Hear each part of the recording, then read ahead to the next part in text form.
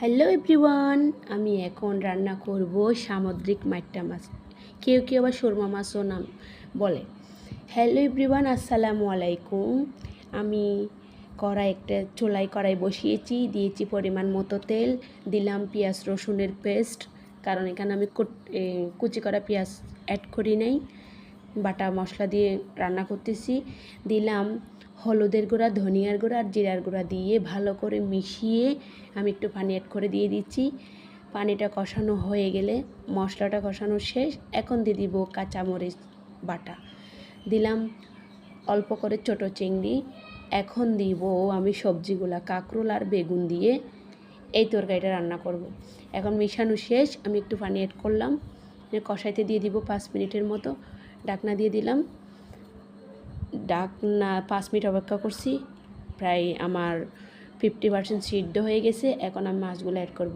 ভুলে আমি মাছগুলো ভাজি নাই, ভাজা উচিত ছিল, কারণ আমাদের ফ্যামিলিতে অনেকে ভাজা মাছ পছন্দ করে না, এই জন্য আমি মাছটা কম ভাজি।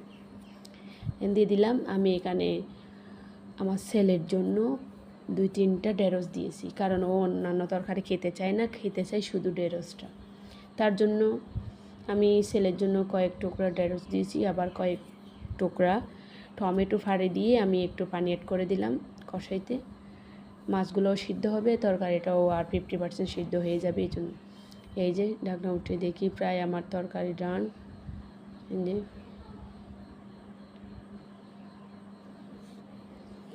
এটা আলহামদুলিল্লাহ হয়ে গেছে। এখন আমি একটু গরম মশলা অ্যাড করব।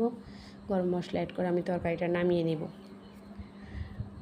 আপনারাও এইভাবে রান্না করে খেয়ে দেখতে পারেন, কিন্তু অনেক মজা হয় আলহামদুলিল্লাহ। কালারটাও অনেক সুন্দর আসছে, কাঁচা মরিচ দিয়ে রান্না তো ওই জন্য কালারটা এরকম লাগতেছে, আপনাদের বাস্তবে কিন্তু অনেক সুন্দর আসছে। ভালো লাগলে লাইক কমেন্ট শেয়ার করবেন। আল্লাহ হাফেজ, আসসালামু আলাইকুম।